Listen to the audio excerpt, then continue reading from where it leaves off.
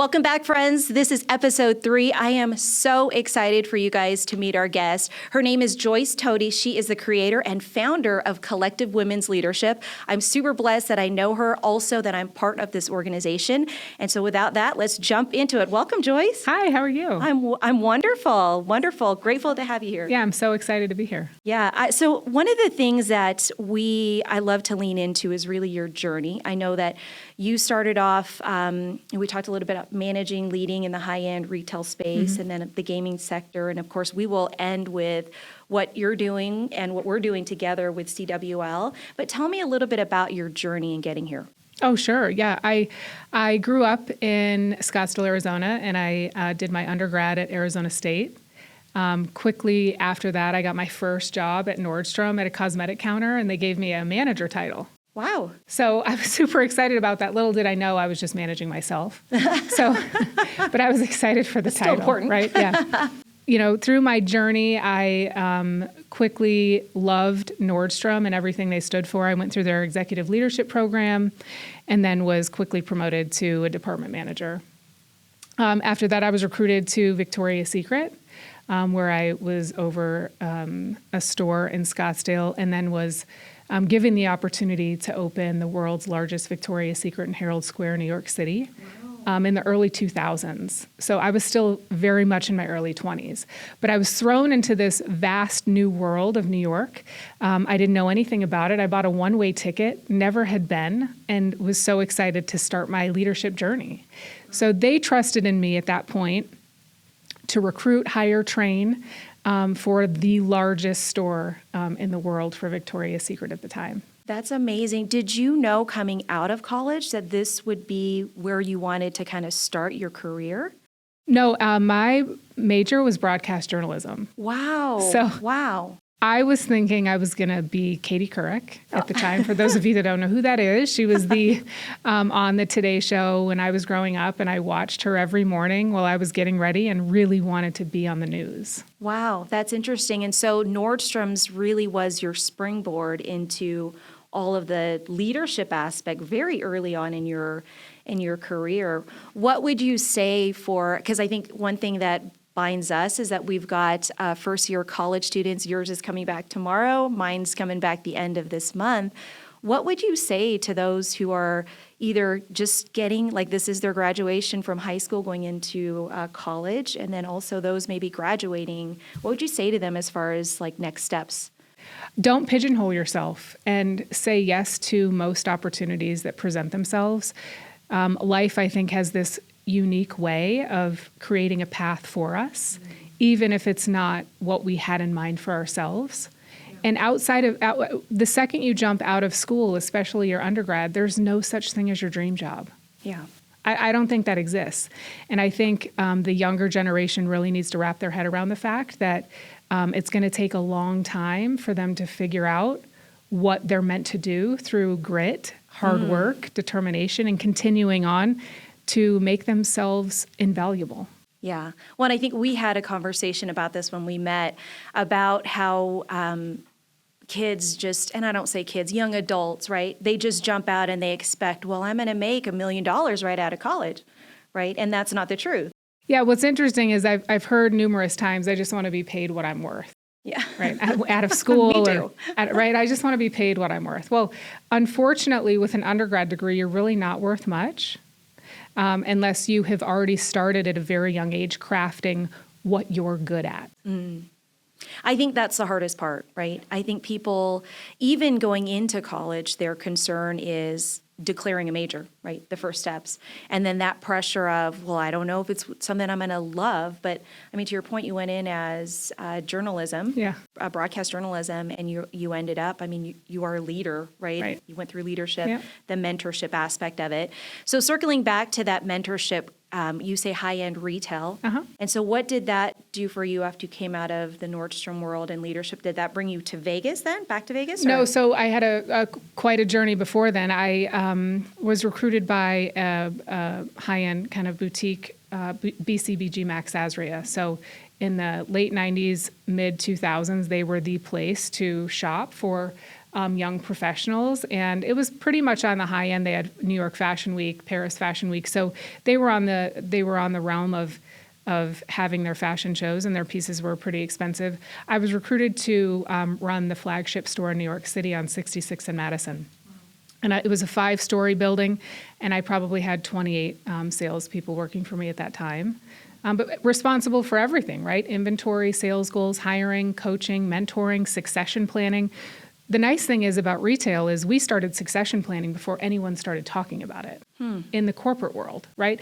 In the corporate world, everyone is talking about succession planning in the C-suite for CEOs and for other leaders within the organization. That's kind of a new theory that has recently emerged in the last few years. But retail had been doing it for years prior to that. That's interesting. The succession from coming in as a brand new sales associate all the way up, right? That's Sure, the plan. if they wanted to be in sales, if they wanted to get into leadership, if they wanted to get into management, if they wanted to get into buying, all of those types of things, it really started on the sales floor with the people that were there. Yeah. And with each organization that you were a part of, did they always have the leadership training that you took when you first started at Nordstrom's? So Nordstrom's was a very specific setting in terms of you had to be nominated, you had to get sign-offs from your managers. It was more class setting. Okay. And then I kind of took that and made it my own through each retail sector I went through. Gotcha. And then after BCBG, what did you? I was then recruited to be the director of Tiffany & Company. Wow. In Orlando, Florida. It was at the time like a $45 million location.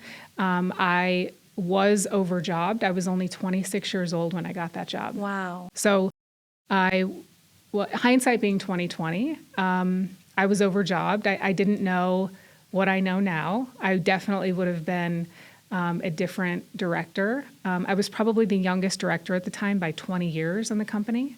I was leading professional sales executives who had been working for the company 20 plus years. Wow. And had $1 million to $2 million books. And I really, looking back, I would have definitely approached that career differently. In what way? What would you say would be like the top 3 things you would have done differently? I would have not directly gone at it just from a business perspective. I wish I would have taken the time and had the patience to really hone the sales staff, get to know them.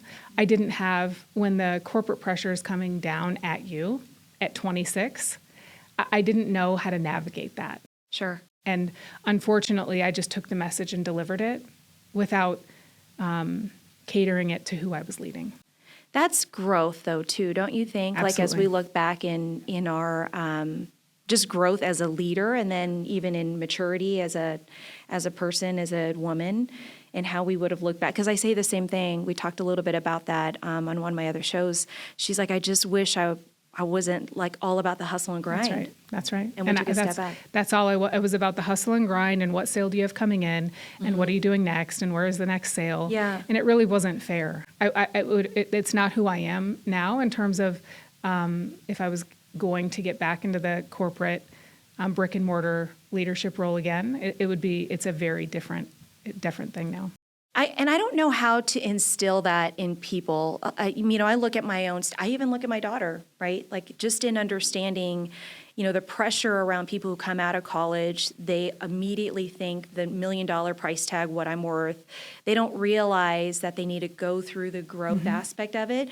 But I almost wonder, what would my career have been like if I could see myself 10 years from now and I took a step back to become that person? Right. And I don't know how you do that. Do you have any suggestions on that? No, but I think in this generation, what I think the 20-something specifically is struggling with right now is they think they should be at the top of their career in their 20s. Yeah. What they forget is your 20s are for struggling and figuring out who you are and figuring out what your next moves are going to be. And your 20s aren't easy. Yeah. At all, and they shouldn't be. But because it's truly what makes us.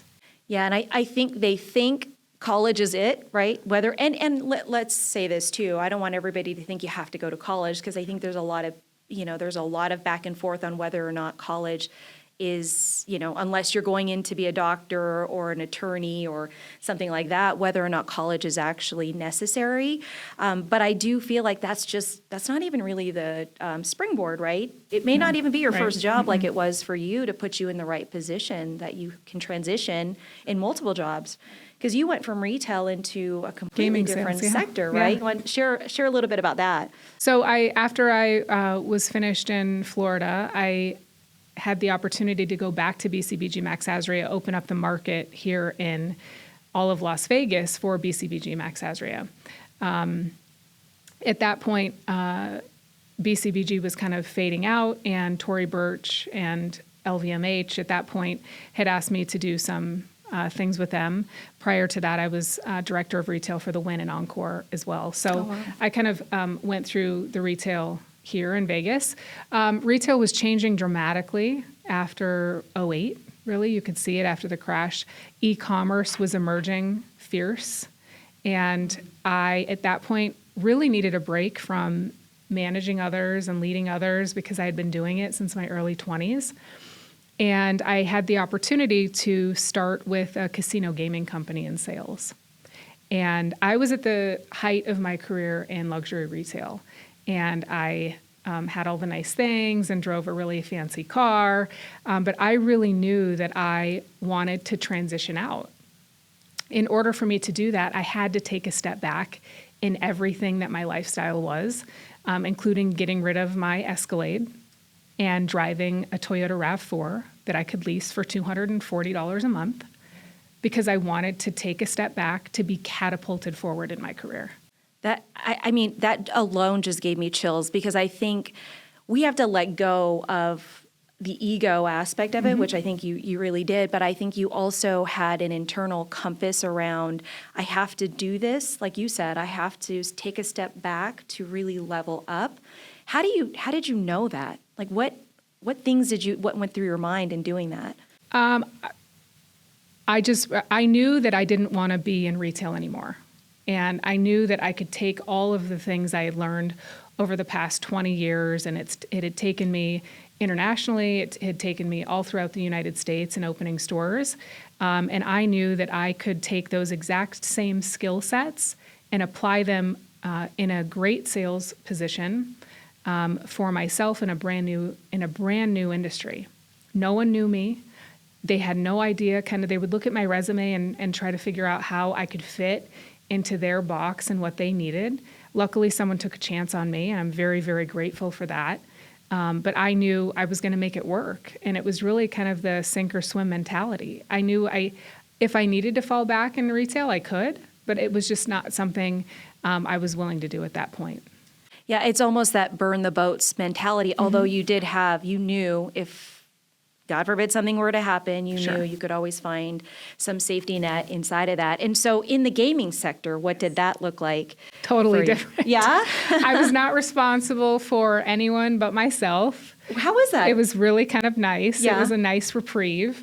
But I knew how to do it. I knew I could take a sales goal and figure it out through my territory. I knew how to interact with customers. And really, retail sometimes gets a bad rap, and it's now very different. But I'm an old school kind of retail gal that grew up on a sales floor. I knew how to ask for the sale. I knew how to close a sale. I knew how to clientele. I knew how to manage a sales goal, not only for myself, but many other people. Yeah. So now condensing it down to myself was pretty simple. Easy. Yeah. Yeah. And it only took me about a year that I had that RAV4, and then I could level up to my Mercedes, which I did. But I did take that humble approach in the beginning and saying, listen, I have no problem driving this RAV4. Yeah. And all of my counterparts in gaming were making well over six figures, rolling up in their Range Rovers and their Teslas and their Escalades and all of these things. And I was rolling up in my RAV4.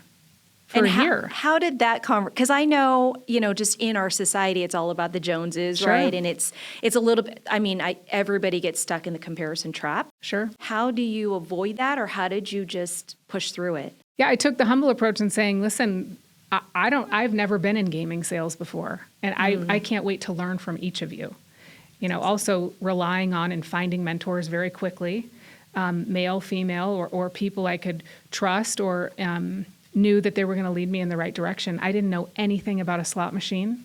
I definitely knew nothing about the payments aspect and the other side of the non-customer facing side of gaming. But I trusted those around me to show me the way, and they did. Was that just something that you fell into, like, back in the days, what was it, like the classifieds or something, that you're like, you know what, I see this post for this gaming salesperson, and you just jumped into it, or were you led into it by I was another led calling? into it by a network of professional women. Okay. Who had said, we have this opportunity, you'd be really great at this kind of junior sales role, and I jumped right in. Got it. Well, and I think that I would love to just get, I understand how you transitioned into it and your thought around that, but what would you say to somebody today? Because I think, we'll talk about CWL, but transition is big, and for a lot of women, men, that whole aspect of like, I'm not happy in this space, or like you said, I've come to the top of my level here at this, in this position or my career. How do you, take that leap of faith to make a huge transition like that?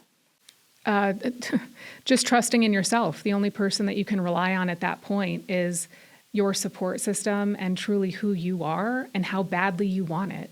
Because I think if we all dig really deep and we pull up our bootstraps and say, this is what we're doing, there's no other option than to succeed. Yeah, I love that. And, one thing, we went to the St. Jude's Ranch for Kids this weekend, and one question that we were all sitting around at the end, one question was asked by one in the organization, was by Wendy, was like, how are you confident? Were you always confident? Mm-hmm. And when she asked me that question, I'm like, that's so, I don't know. It feels like it's been forever, but how would you answer that today?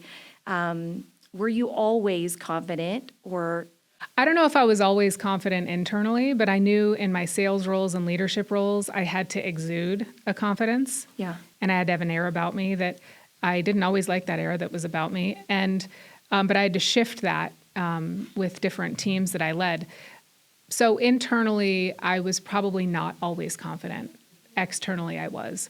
Now, I think as we age, right, in our 20s, we don't know who we are. Yeah. In our 30s, we're kind of scratching the surface. I'll be 46 this year, and I am probably the most confident I've ever been in my life. Just in terms of who I am and what my values are, what I can bring to any table, and my excitement for what's to come. Yeah, I would agree with you on that. And as far as just knowing, you come to a certain place in your life. We talked about this too, right? Just things don't matter anymore. Things that used to matter. And then you also come to a place in your life, which it sounds like you got there early, just getting into the leadership aspect of it. But you realize that it's not even about you anymore. You really, although it shouldn't have ever been about you, you shift immediately into this is about everybody else, which I feel like this is probably a great segue into collective women's leadership. So the gaming sector was, how long were you in the gaming sector? I think just under 5 years. Oh, 5 years. Mm-hmm. And is that really what brought you back to Vegas, or was? No, it was retail, and then I had transitioned into gaming. I gotcha. And I know you tout and say, which I would, at one point in my life, I will say this, I am officially retired from the mortgage industry, but you actually said, no, I retired, and now you went on to do something else. So tell me a little bit about that. Yeah, so I struggled for a long time. So after I was furloughed during COVID with most of the world. Okay. And after I had come back, there was a lot of uncertainty in my company at that point. And so my husband and I were kind of reassessing what our life would look like and how we were going to kind of continue. So we had come to a mutual decision that I put my notice in at my career. Well, at that point, I really struggled for the next few months because I didn't have a job. I didn't know what to tell people. Was I unemployed? Was I going back to work? Was I looking for work? All of these things. So I really just sat down one day and figured it out. I wasn't going to negate or neglect my 25 years of hard work in corporate America. So I truly retired. I retired out of it. And so now I say, I am retired from corporate America, but that led me into pursuing my MBA, which I graduate in August with my MBA. Wow. And I just applied to law school. Wow. I'm writing a book. Wow. And then I obviously launched CWO. Wow. So you're definitely not done with your journey. This is something that is like next step for you, right? Like next Right. level of your career. Yeah, I think our generation, my generation, the statistics state that we will have 3 very distinct, different careers throughout our lifetime. My first one was retail, which I'm very thankful for. My second one was gaming, which I'm very thankful for. And my third one is truly the entrepreneurial aspect of it, which I never thought in my life I would have the opportunity to do. So tell me a little bit about the book. Are you like starting the Yeah, manuscript? the book is probably halfway finished. Really? Yeah, I hope it launches in August. Wow. So what is the premise around it? Do you have a title yet? The title is called Wardrobe Wisdom. Ooh. And the transformative power of merchandising your closet. So merchandising is obviously a retail term, but merchandising is what makes you go into a store and shop. Huh. It's not the organization. It's the merchandising. Okay. It's how they put the outfits together. So if you walk into a store and you say, I want that outfit, or I like the way that looks, that's the power of merchandising from a retail perspective. It's how they get your money. So there is a way that you can do it in your closet if you take a different approach to your closet and really merchandise it correctly. And then you can shop in your closet every morning.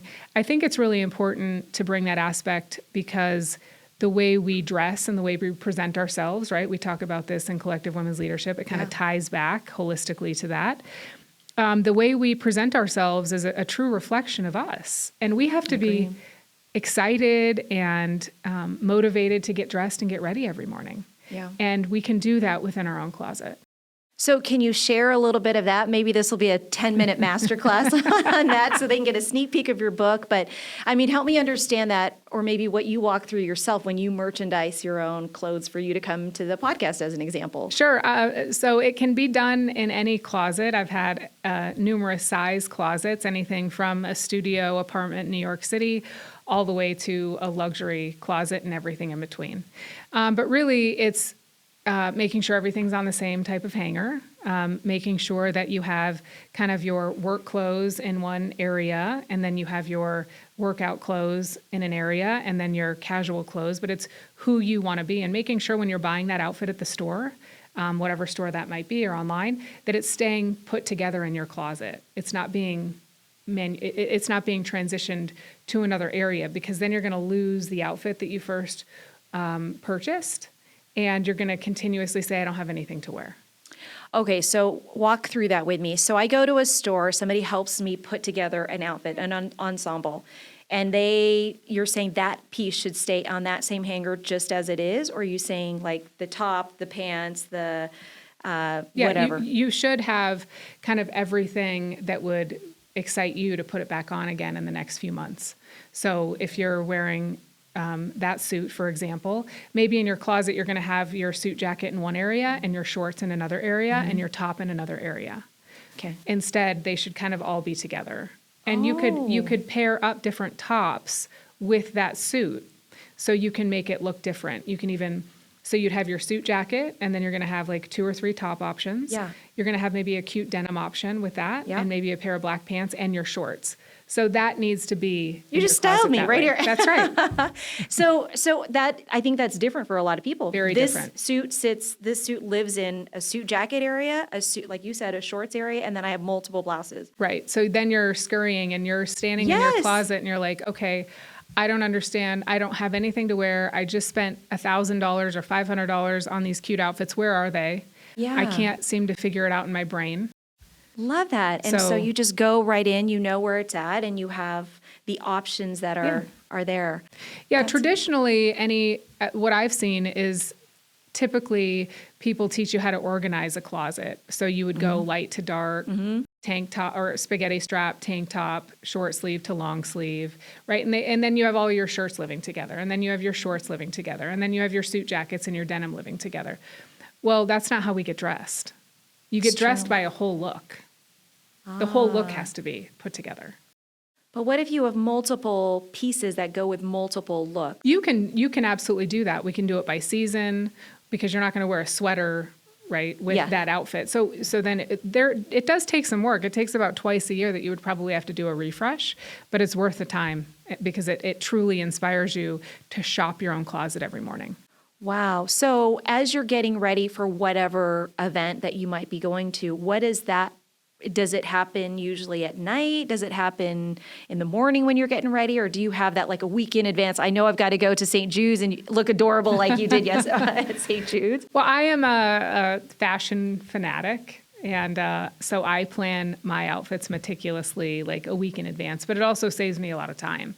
And I often tell women this: if you're hustling and bustling in the morning, it's best to pick out all of your outfits the Sunday before, so you can just grab every outfit in the morning. It cuts out. It saves you so much time if you're organized.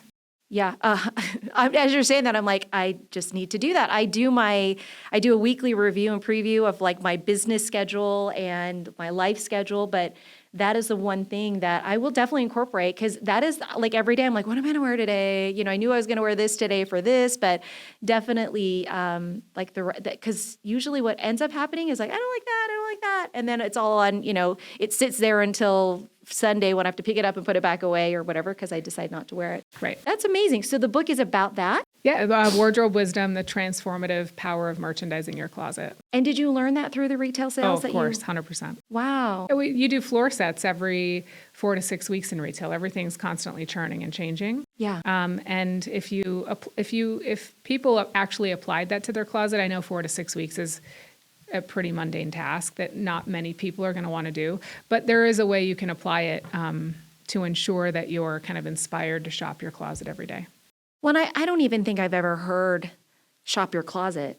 Like that, the whole thought around it, because you don't, I mean, for me, you really do. That also gets you excited, right? Because everybody loves to, it's almost like getting a brand new, anything, and that the concept around just shopping your closet. Yeah. I just love that. And then you can also mix and match things. That's for me the hardest part. Like I get the put together suits that are the same because I can't put together what you just put together today for the podcast. And so do you have any skills on that or ideas around how you can teach someone? Like you just mentioned, oh, you could put this with jeans, you could put this with that. I'm like, I really could do that. How did you do that? Well, obviously my background Sure. speaks a lot of it, but I love basics and I love solid colors. Okay. I'm a very specific print person. That's just me. And I like kind of a more elevated look, regardless of anyone's budget, right? I love this jacket from Zara, and I think I got this tank top off of Amazon. Amazon has some really great dupes, and I love pairing all of that with my investment pieces, which I also love. Yeah. So it's really just a mix and match of if you see something on Amazon that you love, and they have this summer suit out right now on Amazon where it's a suit jacket with kind of a vest because the sleeves are off, and then pants. It's perfect for Vegas. I think it's less than $35 for the suit on Amazon. Wow. I think I bought one to try it out. It's beautiful. Wow. We'll have to drop the link in the show notes just to give Joyce's tidbits on that or something. Style, right. That's awesome. Because I think the hardest part is, and maybe this goes back to the people listening today, like what would you say is, from a staple shop your closet, what would you say would be like the top 5 pieces you should have, whether you're not workout pieces, but primarily for those we talk about emerging leaders, right? So Sure. those who are going into coming out of college, even coming out of high school, right? And then those who are also in the business sector, Right. in business today, like what would be the top 5 pieces you would say for them to have? For sure, you need a power suit, right? You have to be ready for interviews. Under that power suit, you should have a really classic button-down white shirt. You can pair that blazer with a really nice crisp pair of like dark denim. Maybe a pair of a really nice dress that you feel confident in if you're a female, that you can wear to an interview, you can wear out. And then probably the 5th thing, which is really important, is a really great pair of pumps or flats that you feel confident in.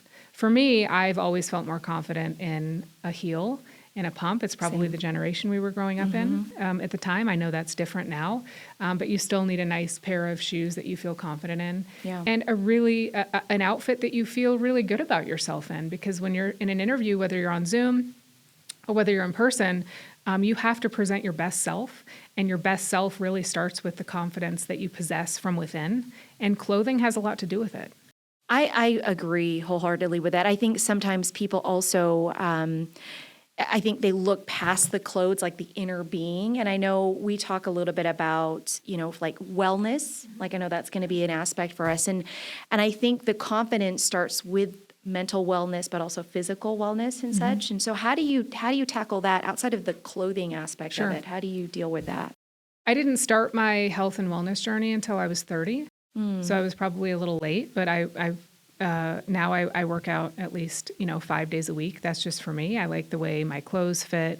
I like the way I look. I like the way I present myself when I'm, more fit.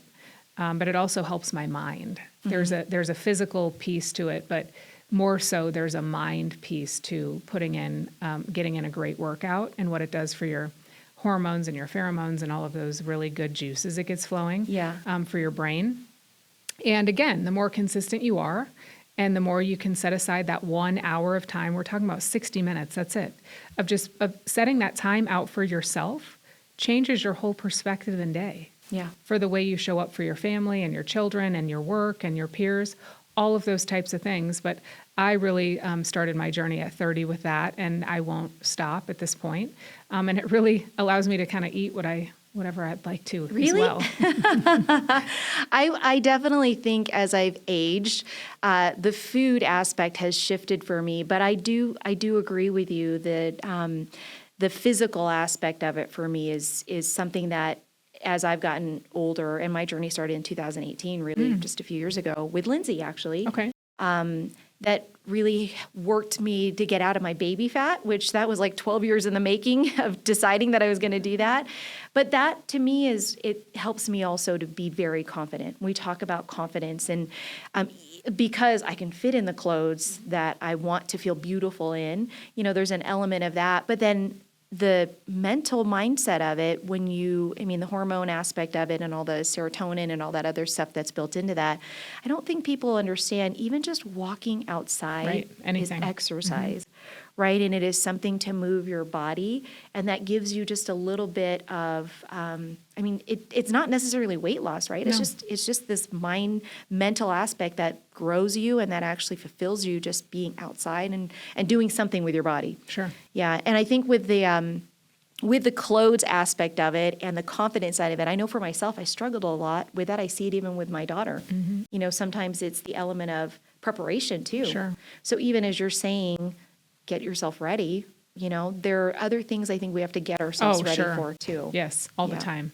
You have to mentally get yourself prepared for the week. It goes before then, right? You have to mentally sit down at the beginning of every month. For me, this is what I've always done, and plan out your month, right? Mentally get prepared for your month. What are your goals? How are you going to get there? How are you going to be consistent in showing up and making sure you achieve those goals? I'm a goal person. Me too. So I really like to check boxes, mark things off. I'm not digitally on my phone. I have to have like a physical calendar still. I am the same. Yeah. That shows our age. Yeah. So I really have to set my goals for the month, and then I break them down by week, and figure out how to make that happen.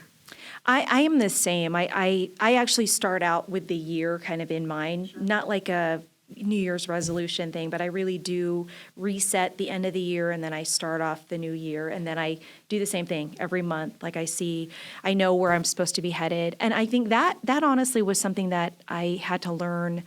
I learned that through the business, but I also, I can't say that I learned this. I've had it for 25 years in the industry. It's something that I learned over the course of the last 7 years. Oh, wow. Okay. Yeah. And I don't know if and now I can't see myself going backwards on it, Sure. But adding just you talking about the clothes aspect of it, because that's stress for me. Okay. Right. And for some people, it might be stress. Totally. Right. But I also think it's because of the lack of preparation in it. Right. And anything. Stress comes with lack of preparation. True. In anything. True. So if it's having to do with, getting ready for this podcast and your preparation for this, your lack of preparation for your goals for the year, your lack of preparation for the food you're going to eat, the lack of preparation for how you're going to time out your day, or even, what you're going to wear, right? Yeah. Preparation is probably the key to building confidence. Yeah, I agree. That's going to be the tagline for our for the podcast today. So what are you planning to do with the law degree? I really want to learn. I won't practice law. I'm not sitting for the bar. It's not that. I definitely want to learn how to navigate contracts, contract law, business law, all of those types of things. But I don't have any desire to practice or sit for the bar. Is it also the education aspect? It's online, or are you? I can't decide yet. I've applied to a few schools, so we'll see. Wow. So you and your son will be going to school together. Let's talk a little bit about that. Yes. Being a mom. Yeah. Okay. And so we're both empty nesters this year. Right, we are. So how has that been going from empty nest, that transition as well for you? It is interesting. I was preparing myself for this for the past few years, right? It's why I went back to school.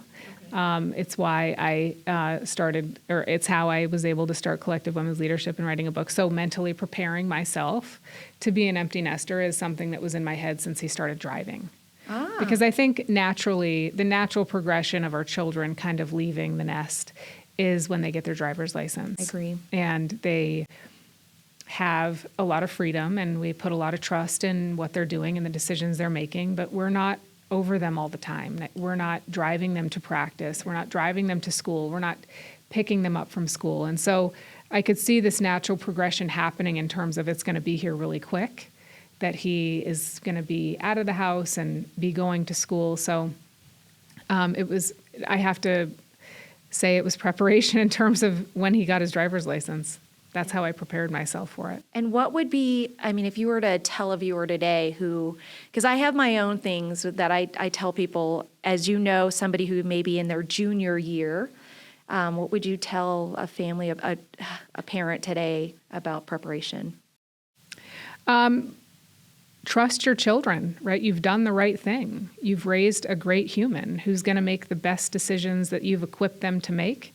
And kind of trust that journey, but definitely start planning on how you are going to settle into being an empty nester when they leave. You have to kind of plan your next steps in terms of what that will look like.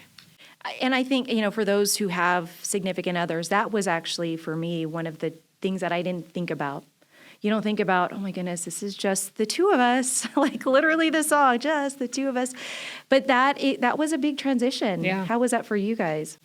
I think it was pretty nice and pretty easy. We like to travel and doing meal preps for two people is pretty nice. And Yeah.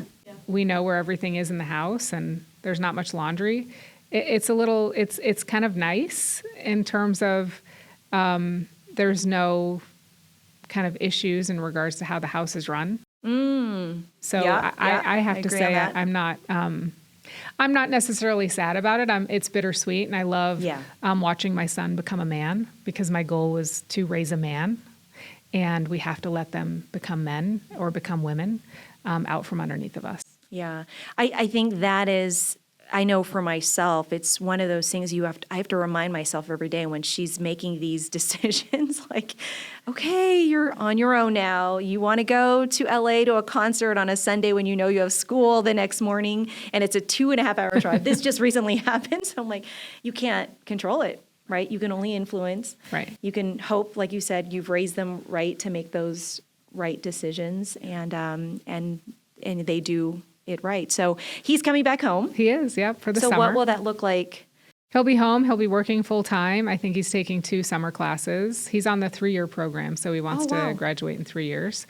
And then we have a few family trips planned, and then he'll be off in August. So it'll fly by. It will. He'll be really busy, and one of our expectations is when he's home, he's working full time and really contributing to society and figuring out what he wants to do, because it gives him a bigger vision and experience of what is after college. Yeah.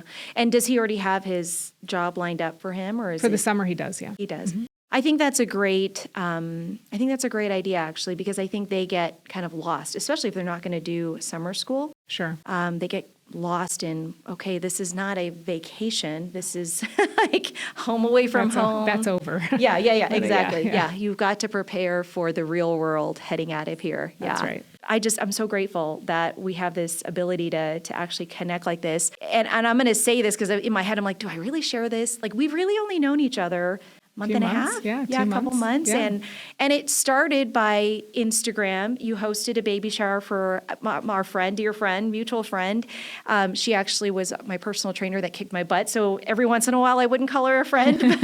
But then I saw your post about CWL as you're launching it. And honestly, for me, it was an act of courage because I don't normally DM.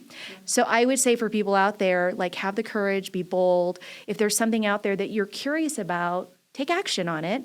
But that led us to meeting, great conversation, and then it's just been like an amazing whirlwind since our meeting. As far as you're like, I'm doing this, I'm doing that, and we're like, go time, go time. So tell me a little bit about the creation around CWL, and then I'd love to know what the vision is for you.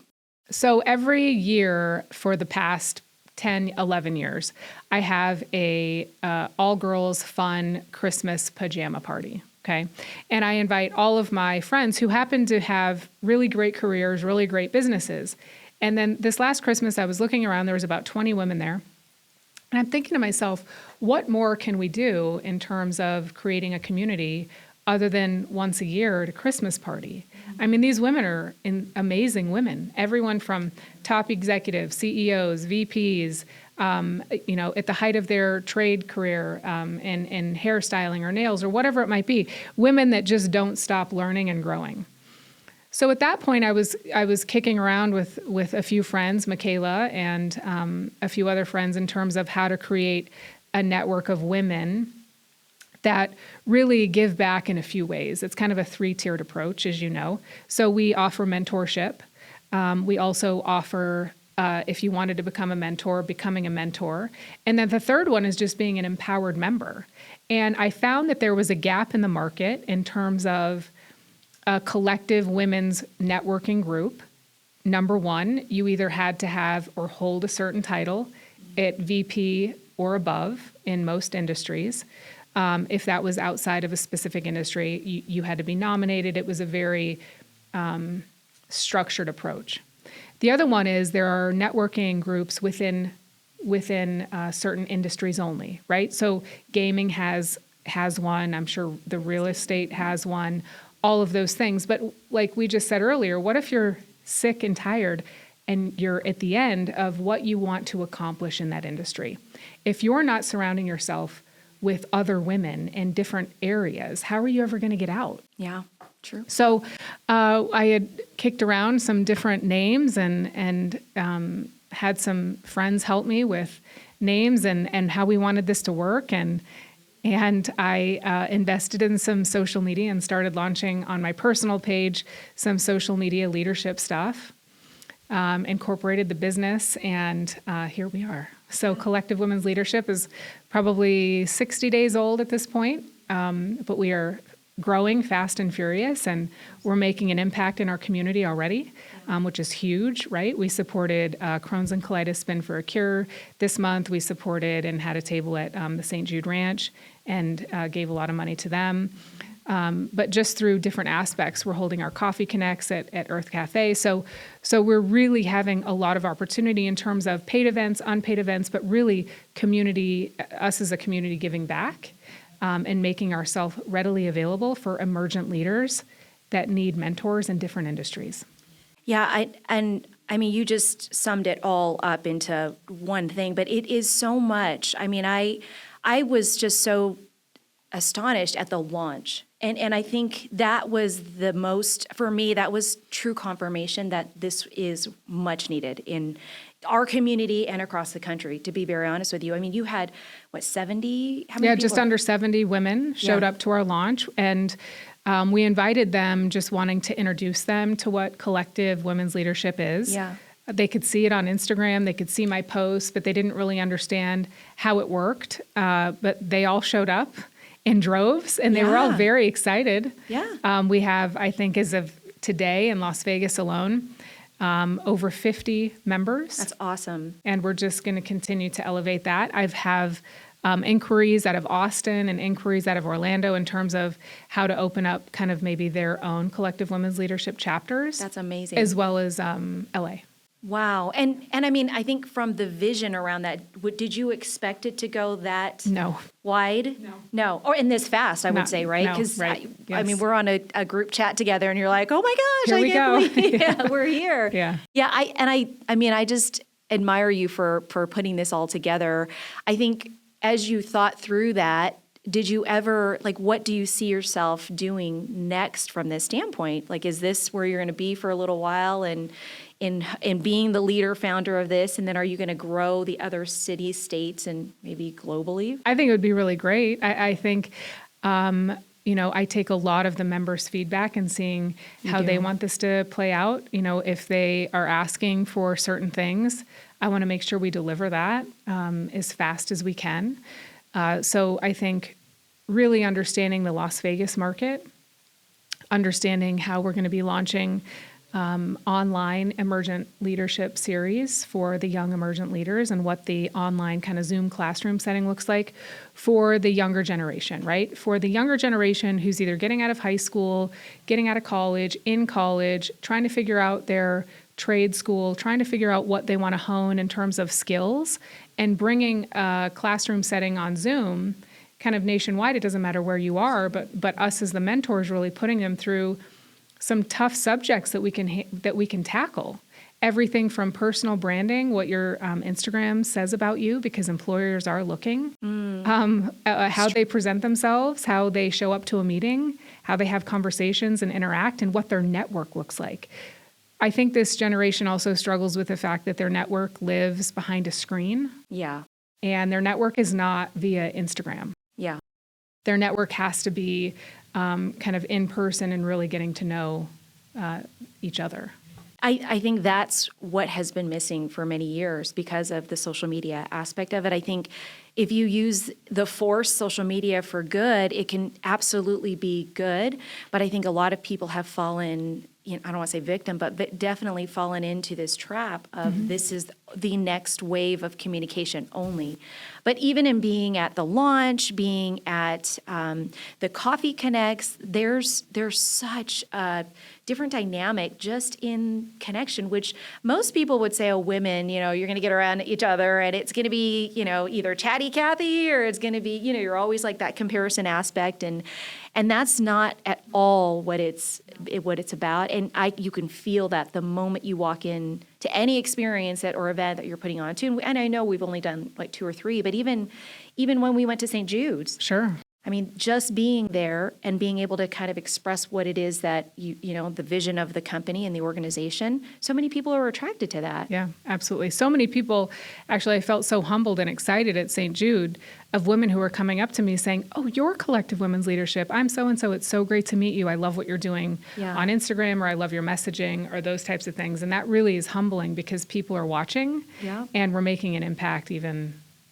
silently. Yeah, I would agree. You've done a great job, though, just in how you have put together your vision and how you've executed.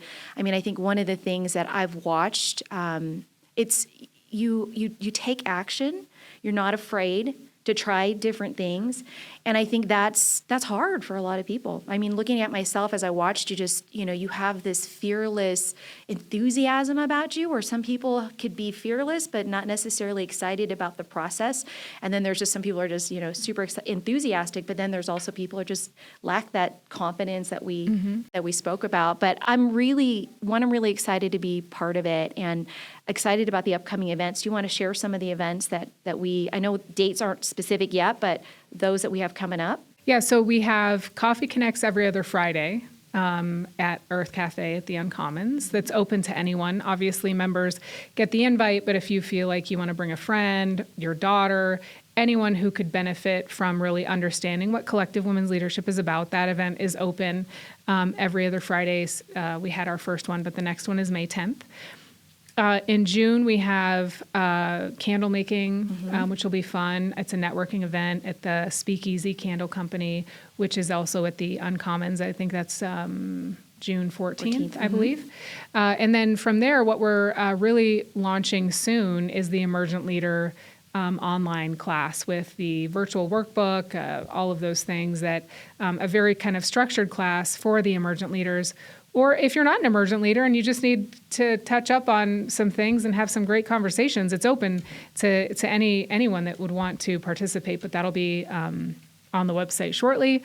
Let's see, we're planning a Health and Wellness Thrive event at the end of the summer. There's just so many things, speaker series that we have coming up, but really in collecting the data from what the women want from Collective Women's Leadership, they really, really want the networking events where they can continue to meet powerful women in the community, surround themselves with a diverse group of think in terms of all of the things that we go through in any working environment. I love it. And I would just say, the best way to get a hold, or the best way to get signed up or to get more information on that, is that going to be Instagram or? Sure, Instagram, which is Collective Women's Leadership, the website, which is collectivewomensleadership.com. Awesome. Well, I know we've run to the end of our time. I want to thank you so much for coming, but I also just want to personally thank you for just being you. You are a light for me. I'm grateful that we've had an opportunity to connect. I always say things always happen through divine intervention. That's right. And so I'm grateful for that. I'm excited to see what the future is. So we talked about CWL. I forgot about deluxe version. Deluxe version, yeah, that's coming up, yeah. May 11th. Yeah, you're like, I don't know. I'm like, I guess, yeah. What May is it? 11th. Is it? So I was nominated for that Women of the Year thing. Okay. So I couldn't do the company CWL. So they said it had to be very specific. So within the article, it does talk all about CWL, but it's the launch, or it's at the magazine launch for that at Cassie Beach Club or whatever, May 11th. Yeah. I don't really have any details on it. Okay, but you were nominated as Woman of the Year? Yeah. Or but you are the woman of No, two? I don't know if I am. Oh, I okay, think I was nominated. it was yeah. a spotlight Yeah. for that. Mm-hmm. The only thing I wanted to ask about or talk about was, like, you officially said you retired from Corporate America? Yeah. Yeah, I did. And that was coming after COVID. Oh, right after COVID. Yeah. And then is that kind of the transition for? No, I retired after COVID, reassessed, went back to school. I graduated with my MBA in August. Okay. And then I just applied to law school because I'm totally insane. Just now. Okay. I applied to law school this last week. Well, thank you, Joyce, so much for being here with us, and really looking forward to what's going to happen with CWL. For those of you who would love to connect with her, please check her out on Instagram at Collective Women's Leadership. Also, check out the website, collectivewomensleadership.com, so that you can check us out and see exactly what it is. She said it's a 3-tier, like she mentioned, it is a 3-tier way that you can join the organization, whether mentorship, and then also just being part of our great organization. And with that said, thank you so much, Joy, for coming on. Oh, very humbled. Thank you. Thank you. And I look forward to seeing you guys on the next show. Make sure that you share, save, and subscribe. See you on the next show. Bye.